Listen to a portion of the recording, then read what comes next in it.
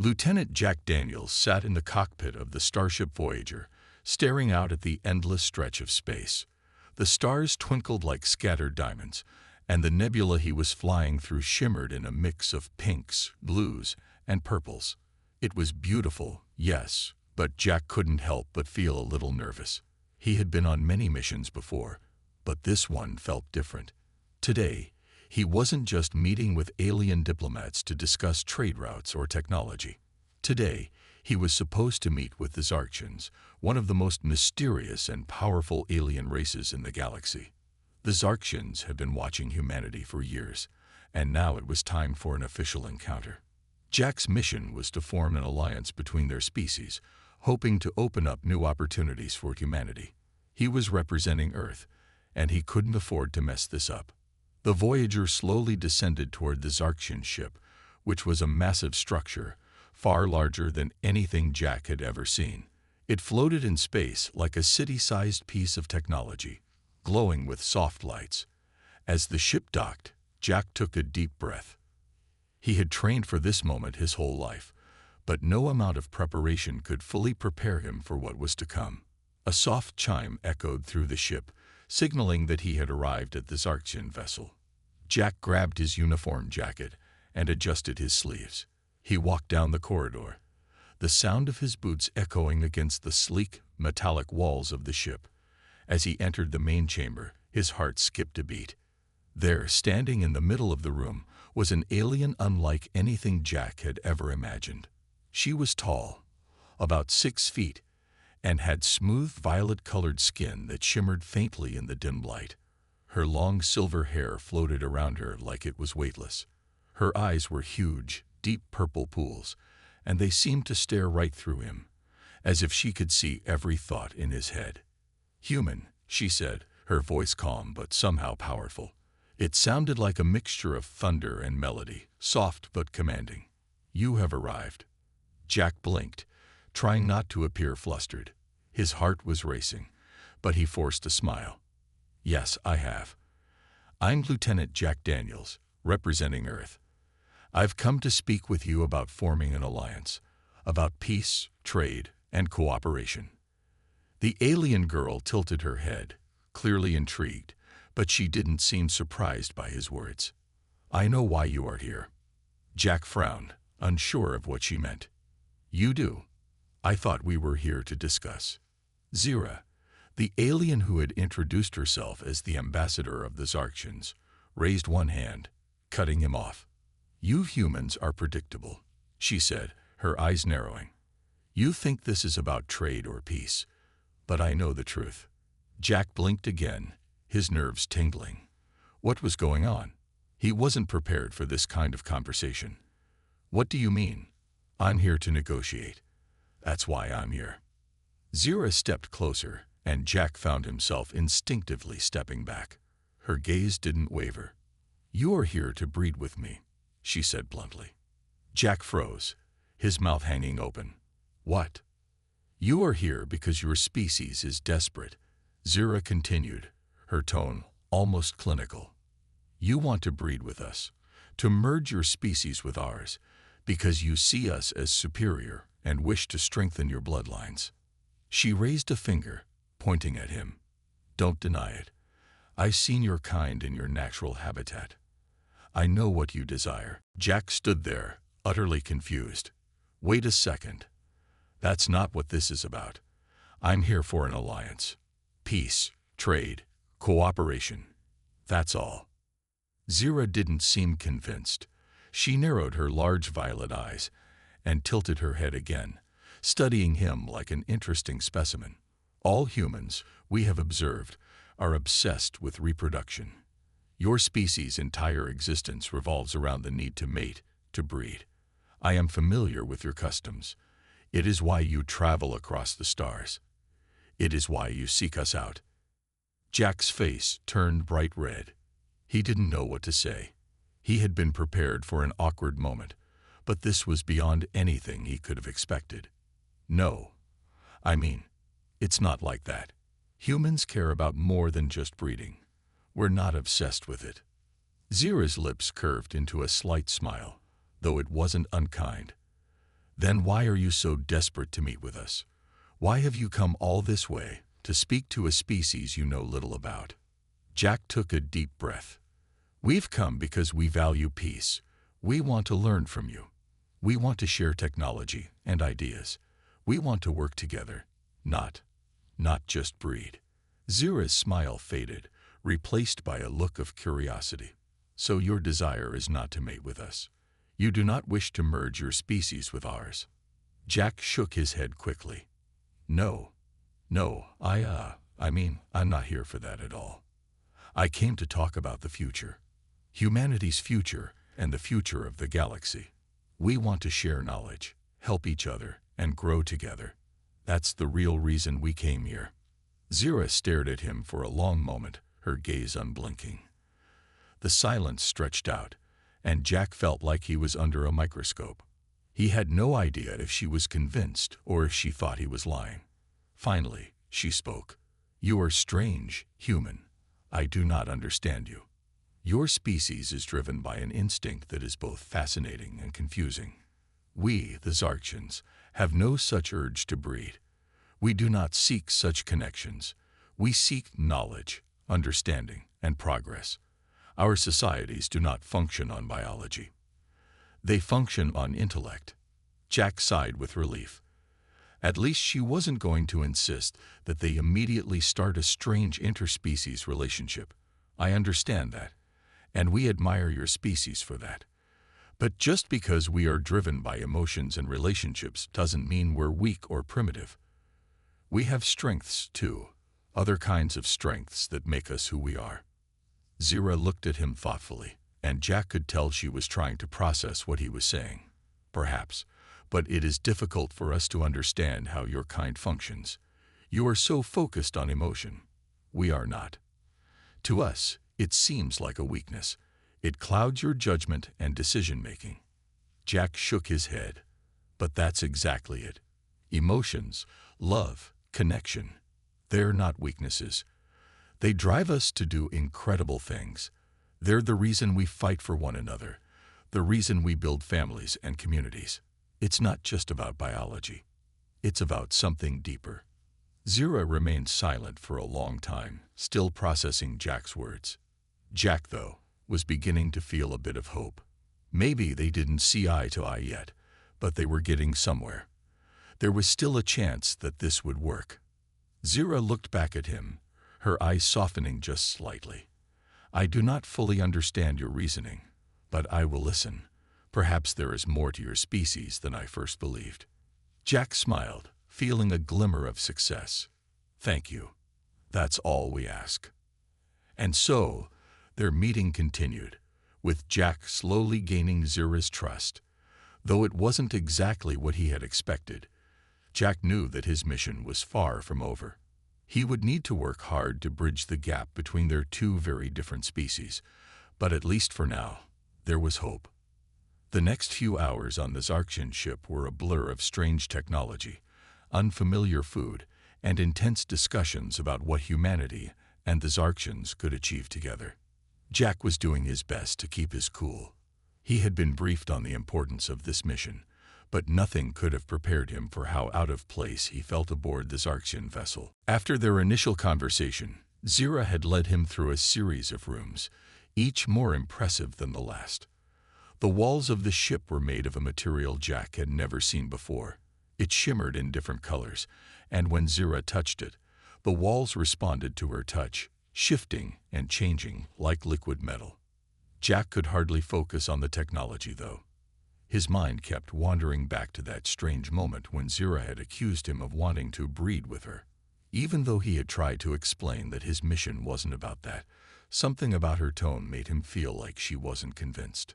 Finally, after touring the ship, Zira led him to a large meeting room that looked almost like a hall of mirrors. The walls were covered in intricate patterns, shifting as if alive. At the center of the room was a large table, but instead of sitting down at it, Zira turned to face him.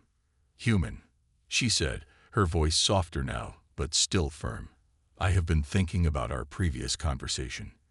You claim that your species is not driven by reproduction, but everything I have observed tells me otherwise. Jack blinked, confused. What do you mean? I told you, we're not here to. Zira raised a hand, cutting him off again. I know what you said, but your species has always sought to spread across the stars. Wherever humans go, you try to take others with you. You reproduce. You multiply. Jack's stomach churned. He wasn't sure what to say. The last thing he wanted was for Zira to think that humanity was only about making more people. It was a fundamental misunderstanding of who they were, of everything humans had achieved. Zira, Jack began carefully, it's not about reproduction. It's about survival. It's about learning, sharing knowledge, and building a future together. We don't just have children for the sake of having children. It's about building families, communities, societies. Zira looked at him with a skeptical expression, her large purple eyes narrowing slightly. Your species is obsessed with this idea of family, of connection. You believe it is what makes you strong. But we, the Zarksians, do not need such things. We thrive on intellect. We rely on logic, knowledge, and reason. Emotions, love, reproduction. These things only get in the way. Jack felt a mix of frustration and helplessness. He had thought Zira was beginning to understand. But she still seemed completely convinced that humanity's focus on love and reproduction was a weakness. No, Jack said, trying to keep his voice calm. It's not a weakness. Love and family, they are not distractions. They make us stronger. They give us something to fight for, something to care about beyond just ourselves. Humanity is what it is because of that connection. Zira seemed unmoved by his explanation. Instead, she leaned forward slightly, her eyes fixed on him with an intensity that made Jack feel like she was trying to read his very soul. You humans are strange, she said after a long pause. You say you are not obsessed with breeding, but you are. Your entire history, your culture, it is built on this desire to multiply. The more humans you have, the more power you gain. The more power you gain, the more you spread across the stars. Jack's face turned red. He wasn't sure how to explain it anymore. He had tried his best, but it felt like they were speaking two completely different languages. Zira, look, Jack said, his patience wearing thin. I don't know how to explain this in a way you'll understand. We are not just a species driven by biology. Our goals go beyond reproduction. We want to explore, learn, and build. We want peace, understanding, and to share what we know with others. Zira looked at him for a long moment, as if considering his words carefully. Jack hoped that this time she might finally see the bigger picture. But when she spoke again, her tone was flat, like she had made up her mind. You say you want to explore. You say you want to share knowledge. But from what I have seen, your true desire is to multiply. You want to breed with us, to join our species with yours. I have seen the way your kind reacts when you meet others. You seek connection through reproduction, through mating, through spreading your genes. Jack shook his head vigorously, his hands gesturing as he spoke. No, that's not it. We're not obsessed with breeding. We're obsessed with progress, with discovery. Yes, we form families, but we don't do it for power. We do it for the people we love, to make the world a better place.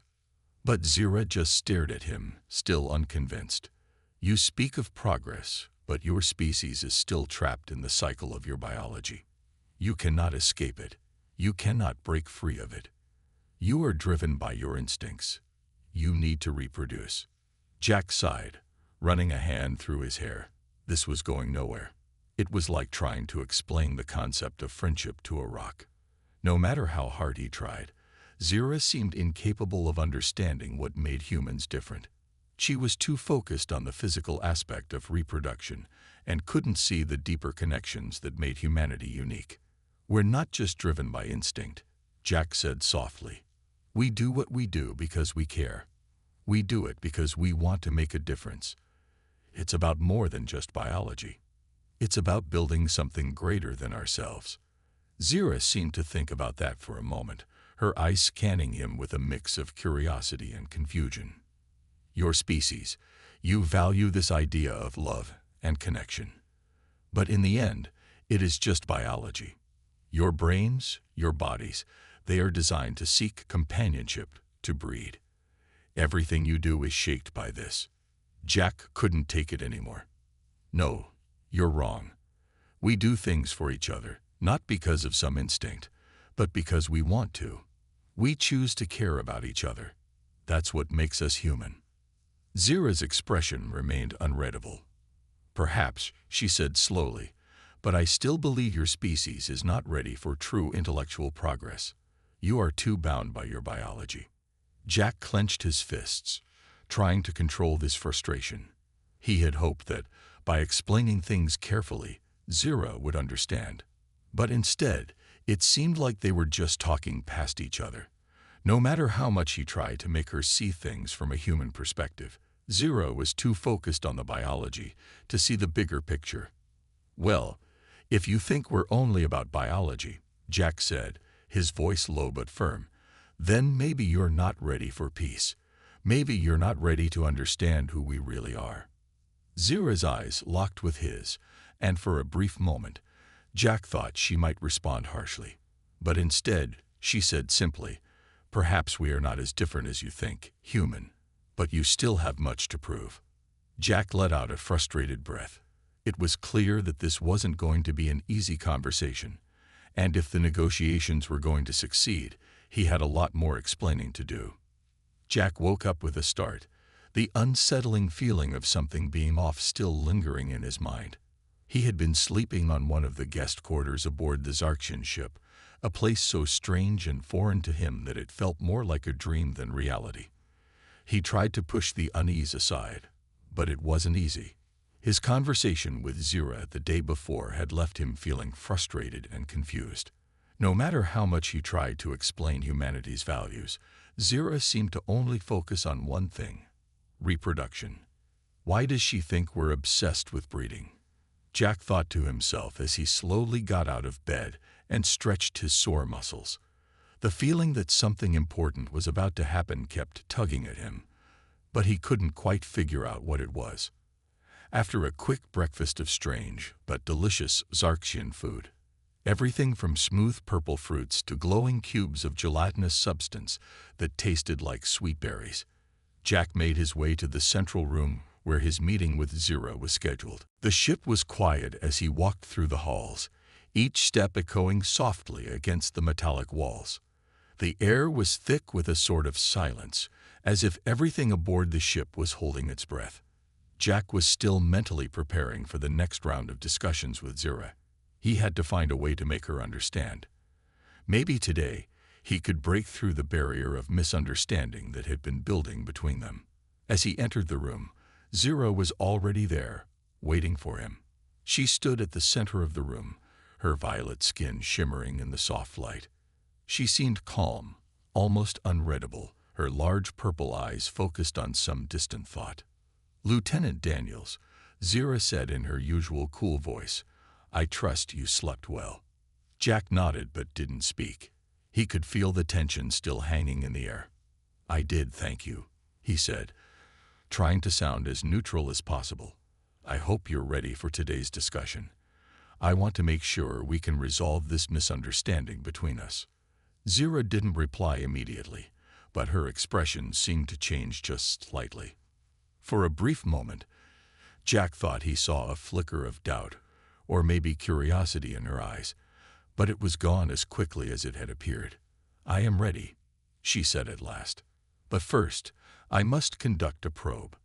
Jack froze, his mind racing. A probe? What did she mean by that? He hadn't been prepared for anything like this. "A what?" he asked, his voice sounding shaky despite his best efforts to stay calm. Zira's gaze never wavered. "A probe. It is a method we use to better understand the mind of another species. It is not harmful, but it is necessary for me to gain insight into your thoughts. Only then will I be able to fully grasp your motivations, your desires, and your nature." Jack's heart began to race. A probe. The idea of someone, especially an alien, probing his mind was enough to make him feel like his entire sense of privacy was being ripped away. But he knew he had no choice. If he wanted to make things right, he had to trust Zira and her methods, no matter how strange or uncomfortable they seemed. "Will it hurt?" Jack asked, his voice a little quieter than before. Zira shook her head slowly. "No, it is not painful, but it will be invasive. I will be able to see your memories, your emotions, your core thoughts. It is the only way for me to understand the truth of your species. You say you are not obsessed with reproduction. I must see this with my own eyes." Jack swallowed hard, unsure of what to say next. He had always believed in privacy and personal space, and the thought of Zira being able to dig into his deepest thoughts made him uneasy. But he had to push through this. The mission was too important, and if this was what it took to convince Zira, then he had no other choice. "All right," Jack said, his voice steady despite his nerves. "Do it." Zira nodded and stepped closer to him, her long silver hair floating gently around her like a halo. The air seemed to shift in the room as she approached, and Jack felt a strange warmth that seemed to pulse around him. Zira's eyes locked with his, and for a moment, everything else disappeared. It was just the two of them standing in the middle of the room, her gaze unblinking, piercing into his soul. "Close your eyes," Zira instructed. "Relax. Trust me." Jack hesitated for only a moment before doing as she asked. He closed his eyes, his heart pounding in his chest. He had no idea what to expect, but he braced himself. His breath slowed as he tried to calm his racing thoughts, focusing on the sound of his heartbeat. Then, without warning, Jack felt something brush against his mind. It was like a gentle touch, like a hand reaching into the depths of his consciousness. It wasn't painful, but it was incredibly intrusive, like a quiet voice slipping into his thoughts, whispering questions he didn't want to answer. He tried to resist, but it was no use. Zira's presence was everywhere. Images flashed through his mind. His childhood, memories of his family, the first time he had left Earth. Each image was so clear, so vivid, that it almost felt like reliving them all over again. But the worst part was how Zira could see it all. She could see the parts of his life that were most personal to him. She could see his fears, his doubts, his deepest regrets. He tried to focus on the memories he wanted her to see, the moments when humanity had come together to build something incredible. The times when people worked together to explore new worlds, to heal each other, to protect their loved ones. He tried to show her that humanity wasn't just about survival or reproduction. It was about connection, about creating a future that was better than the past. But as the memories kept flowing, Jack started to feel like he was losing control. He had no idea how much of his mind Zira was seeing, and that thought made him feel exposed, like she could read every part of him. Then, as suddenly as it had started, the probing stopped. Jack gasped, his breath ragged. His heart was pounding in his chest, and sweat had formed on his brow. He opened his eyes slowly, still feeling disoriented from the experience. Zira was standing before him, her expression unreadable. "I have seen your thoughts," she said quietly. "I have seen your history, your values. I understand your desire for connection, for unity. You are not simply driven by biology. You do seek something more." Jack swallowed, still trying to process everything. And Zira looked at him, her large purple eyes filled with something Jack couldn't quite place. "It is strange," she admitted. "Your species, you are flawed, yet you strive to be more than your instincts. It is fascinating." Jack let out a breath he hadn't realized he was holding. "So, you understand now. We're not just about reproduction or power." Zira nodded slowly. "Yes, you seek meaning. You create bonds with others, not just for survival, but for a sense of purpose. That is admirable." Jack's chest relaxed, and for the first time, he felt like they were starting to reach some kind of understanding. "Thank you," he said, his voice sincere. "That's all I've been trying to say. Humanity isn't perfect, but we're more than just our instincts. We care about each other. We fight for each other. And that's why we explore the stars. To make a better future." Zira's lips curved into a small, thoughtful smile. "Perhaps there is more to your species than I realized. Perhaps there is hope for your kind after all." Jack smiled back, feeling a sense of relief wash over him. It seemed like they were finally getting somewhere. Maybe the road ahead would still be difficult, but at least now, there was the chance for true understanding between them. After the intense mental probe that Jack had gone through, he felt like his mind was finally starting to clear. The tension that had existed between him and Zira was still there, but it was beginning to change. Zira, once so certain in her judgment, had shown a glimpse of understanding, and that small spark of understanding gave Jack hope. The next day, Zira invited Jack to participate in a cultural exchange. At first, Jack wasn't sure what to expect. He had no idea what the Zarksians considered a cultural exchange, but he had learned that the alien race was unlike anything he had ever encountered before. Their way of thinking, their technology, and their way of life were so different from humanity's that he couldn't even imagine what kind of exchange Zira was planning. As he walked through the halls of the Zarksian ship again, this time there was a sense of calm about him. He felt less out of place, as if he were beginning to understand how to navigate this strange world. The walls still shimmered with that alien glow, but now it seemed like a part of the ship, not something that made him feel like an outsider. When he entered the designated room for the exchange, Zira was already there. She stood by a large glowing screen in the center of the room, her silver hair flowing around her like a curtain. Her purple eyes met Jack's as he walked in, and there was a softness in her gaze that had not been there before. It was as if the intense barrier between them had begun to break. "Lieutenant Daniels," she said, her voice much less formal than before.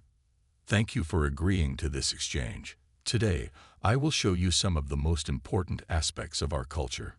In return, I hope you will share some of yours." Jack nodded, trying to hide his nervousness. "I'm looking forward to it," he replied. It felt strange to call it an exchange when he had no idea what would happen next, but he was willing to learn. If this could help bridge the gap between them, then he would do whatever it took. Zira gestured toward the glowing screen. "This," she said, "is one of our most prized forms of communication. We call it the connection. It allows us to share our thoughts, memories, and ideas instantly and without words. In a way, it is the essence of our culture. It is how we learn, grow, and work together. We use it not only for communication, but for building ideas, solving problems, and finding solutions as a collective." Jack stepped closer to the screen, intrigued. The way she spoke about it was almost reverent, like it was something sacred. It was clear that the connection was central to their way of life, but Jack wasn't sure how it would work. "So, you can share everything you think instantly?" Jack asked, still processing the idea. "How does it feel?" Zira nodded. "It feels natural. We no longer need to speak in the way you do.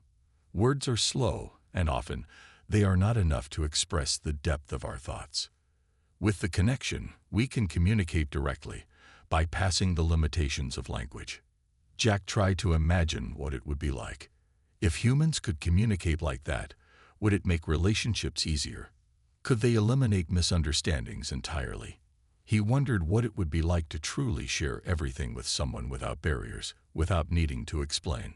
Zira continued, "Our species has evolved with this method of communication for thousands of years. It is not just a tool, it is part of who we are. It shapes our society, our art, our very thoughts. When we connect, we do not just exchange information, we share experiences. It is why our culture has advanced so quickly. We can work together as one, without the need for lengthy debates or misunderstandings." Jack was amazed. "That sounds incredible," he said, his mind racing. He could see why the Zarksians were so advanced. If they had been able to connect their minds like that, they could accomplish things much faster than humanity could. He could hardly imagine how much more productive the world would be if people could communicate in such a direct way. But how does it work? Jack asked, trying to understand. Can you feel what others feel? How do you keep your individual thoughts? Zira smiled faintly. The connection does not erase individuality. It enhances it. Each of us retains our unique thoughts, but through the connection, we can experience the emotions and ideas of others. It allows us to gain perspective, to empathize deeply with those around us. It is not about losing ourselves. It is about expanding who we are. Jack felt a deep sense of admiration for their culture. The way the Zarksians had learned to communicate and understand each other was something humanity could only dream of. But as much as he admired it, he couldn't help but wonder, what would humanity lose if they had something like the connection? Would it take away the beauty of language? The need for personal space and privacy? Zira seemed to sense his hesitation. I know this concept may be difficult for you to grasp. Your species values individuality, privacy, and personal space.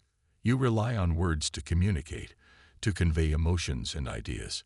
We do not wish to change your culture, only to show you that there are other ways of connecting. Jack nodded slowly. I understand, he said. It's just hard to imagine living that way. We value the freedom to express ourselves in our own way. Language is part of who we are. Zira's expression softened. And that is what makes your species unique. Your ability to express your thoughts through words, to create art and music, to share stories and ideas. That is something beautiful. It is not better or worse than our way. It is simply different. Jack felt a weight lift off his shoulders. For the first time, Zira wasn't just explaining their culture as something superior. She was acknowledging the strengths of humanity as well.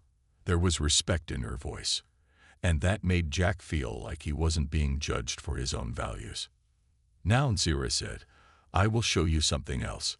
She stepped toward a side panel in the room and pressed a series of buttons. The wall in front of them shifted, revealing a holographic display. The image that appeared was breathtaking. It was a piece of Zarksian art. It wasn't a painting or sculpture, but a living, breathing piece of creation. The image seemed to pulse with light, shifting in rhythm, like a living organism. The colors were unlike anything Jack had ever seen. Glowing blues, radiant purples, and deep, shifting reds that seemed to blend into one another. This is our art, Zira explained. It is not created with brush or clay. It is the expression of the connection. It is the collective emotion of our people, captured in a form that exists beyond time. Jack stared at the hologram, mesmerized by its beauty. It's amazing. But how is it made? Zira's eyes glinted with pride. It is created through the combined thoughts and emotions of many Zarksians. When we feel something deeply, love, joy, sorrow, hope, we connect with one another, and the art is born. It is not made by one person, but by many, and it is a living part of our culture. Every piece of art evolves as it is experienced. It changes and grows. Jack was stunned. The idea that art could evolve and live as a part of a community was so foreign to him, but it was also beautiful. It made him think about the way humans created art, not just as a form of self-expression, but as a way to connect, to convey what words couldn't capture. I wish we could do that, Jack said, his voice full of awe. Human art, it's wonderful, but it's so limited compared to this. Zira tilted her head slightly. Perhaps you will find a way one day. Your species is full of potential. I believe you can learn to create your own living art, even if it is different from ours. As the exchange continued, Jack found himself feeling more and more connected to Zira and her people. They weren't so different after all. Both species had their strengths, their flaws, and their unique ways of seeing the world. They were both seeking progress, both trying to find meaning in the vastness of the universe. After a while, Zira turned to Jack with a thoughtful expression. Now, It is your turn. I have shown you our culture. What will you show me of yours? Jack smiled, feeling a deep sense of gratitude. He had seen a lot of the Zarkian culture, but now it was time to share something about humanity. He had a feeling this was going to be the beginning of a new chapter in their relationship, a chapter built on mutual respect and understanding. After the cultural exchange, Jack felt like a different person. His time aboard the Zarkian ship had been eye-opening, and he could feel the walls between humanity and the Zarkians starting to crumble. The trust they were beginning to build was fragile, but it was real. For the first time since he had boarded the ship, Jack felt like the Zarkians were no longer just a mystery to him. They were becoming real people with real feelings and experiences, just like humans. However, despite all the progress they had made, Jack couldn't shake a feeling of unease that still lingered in the back of his mind. There was something important that he hadn't fully understood, something about Zira's intentions that he hadn't quite grasped. As much as she had opened up to him, there was still a part of her that remained distant and guarded. And that distance made him uneasy. It wasn't until a few days later, during another meeting with Zira, that Jack learned the truth. It all began when she called him to the observation deck of the ship. He wasn't sure why she wanted to meet there. He had always assumed that the observation deck was a place for relaxation, a place to watch the stars or admire the vastness of space. But today, as Jack entered the room, he noticed that the atmosphere felt different. There was a tension in the air that he couldn't explain. Zira stood at the edge of the deck, her back turned toward him. Her posture was stiff, and her silver hair shimmered in the dim light of the stars outside. For a moment, she didn't say anything, just stared out into the endless abyss of space. Jack hesitated before approaching, unsure of what to say. "Zira," Jack said cautiously, "is everything okay?" Zira turned to face him slowly, her large purple eyes meeting his with a look of deep contemplation. "There is something I need to tell you," she said quietly, her voice more serious than he had ever heard it before. Jack's heart skipped a beat. There was an intensity in her eyes that he hadn't seen before, something that made him feel like he was about to learn something that would change everything. "I've been thinking a lot about our conversations," Zira continued, "about the cultural exchange and what I've seen in your memories. And now, I believe it is time to reveal something that I have kept hidden from you." Jack took a step closer, his curiosity piqued. "What is it?" Zira looked down at her hands for a moment, as if gathering the courage to speak. Finally, she took a deep breath and met his gaze again. "Jack, I have not been entirely honest with you." Jack blinked, taken aback. "What do you mean? What do you mean, you haven't been honest?" Zira hesitated, her eyes filled with a mixture of regret and determination. "I was sent here not just to observe your species, but to test you, to assess whether humanity is a threat to the Zarkian Empire." Jack felt his stomach drop. "Test us? What kind of test?" Zira stepped closer to him, her gaze never leaving his. "I am not just a diplomat, Jack.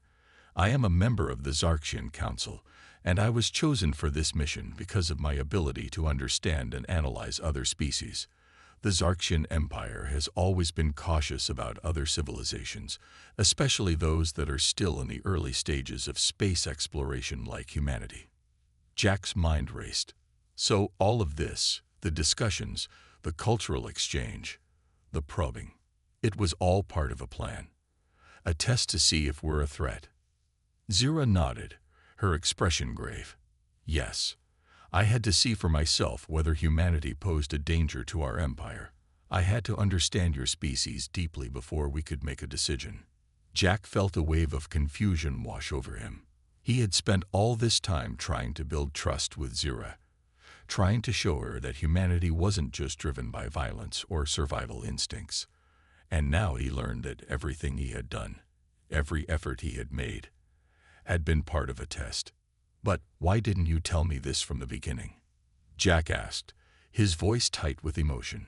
"Why did you pretend to be interested in our culture, in our values?" Zira looked down at her feet, her face full of guilt. At first, I thought I could remain detached. I thought I could assess your species without becoming involved.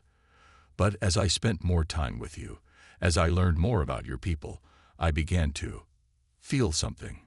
You are not what I expected, Jack. You are not just another species to be tested. You are like me, like us. I began to question everything I had been told about humanity.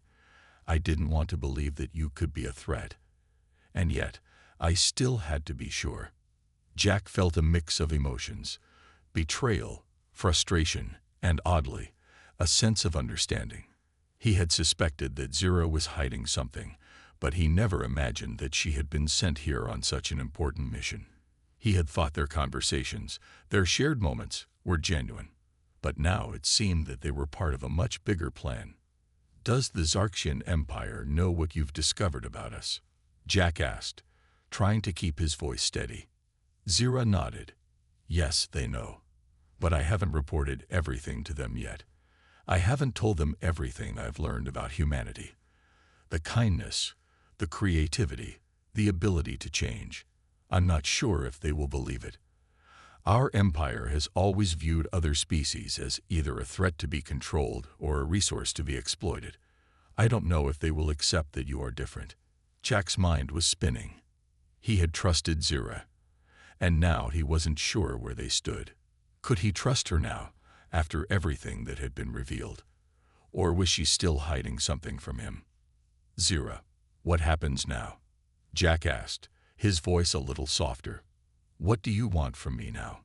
Zira stepped even closer to him, her eyes searching his face.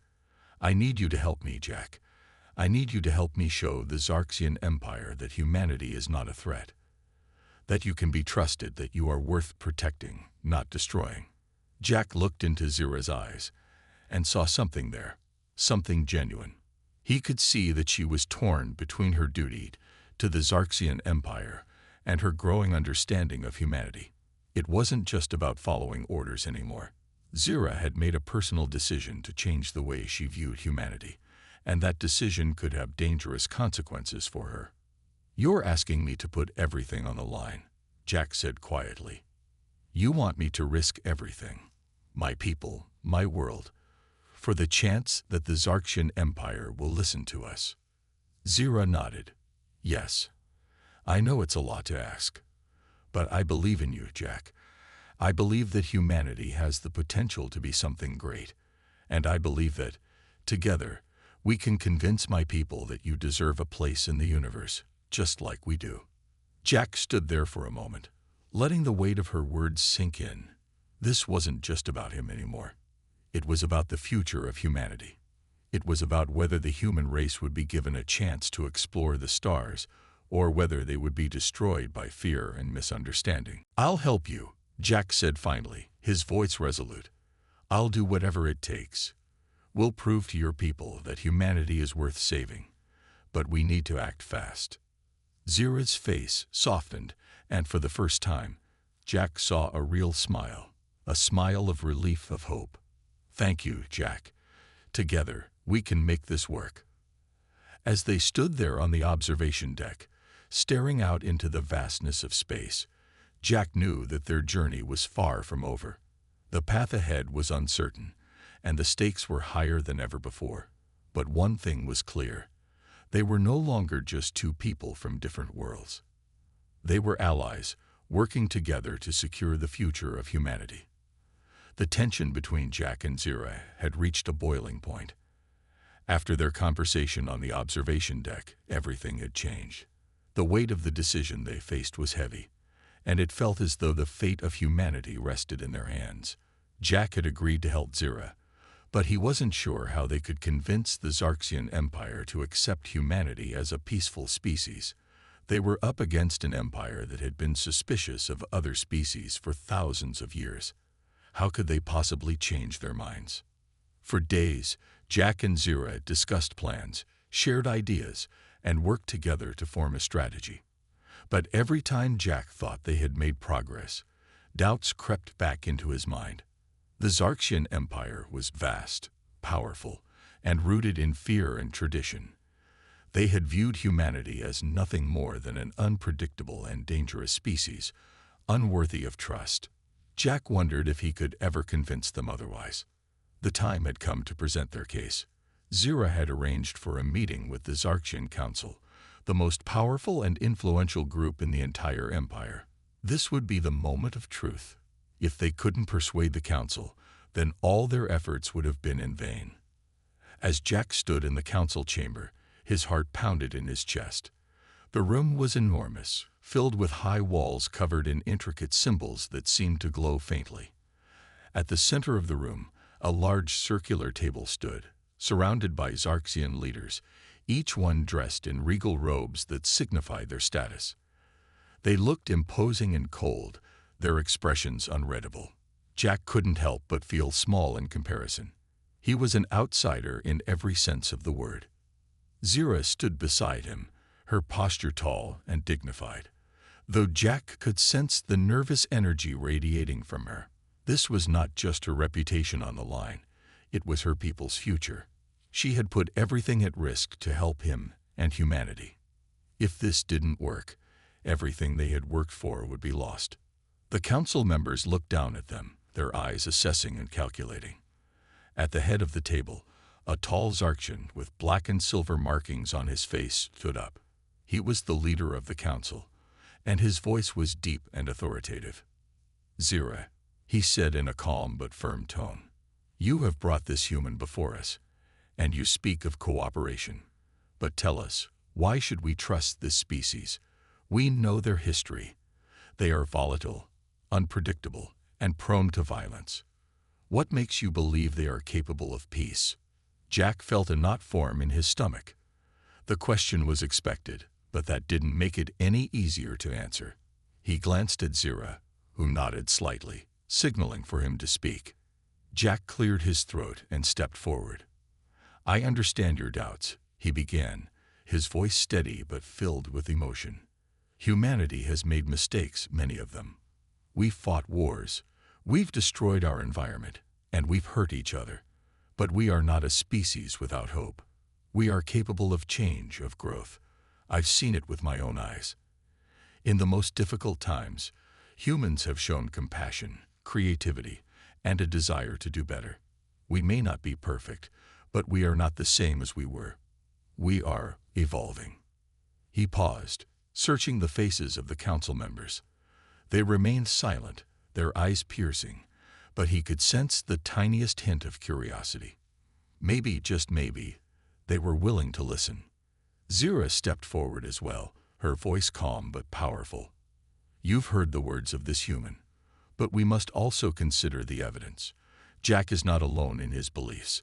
There are countless humans who are working tirelessly to make the world a better place.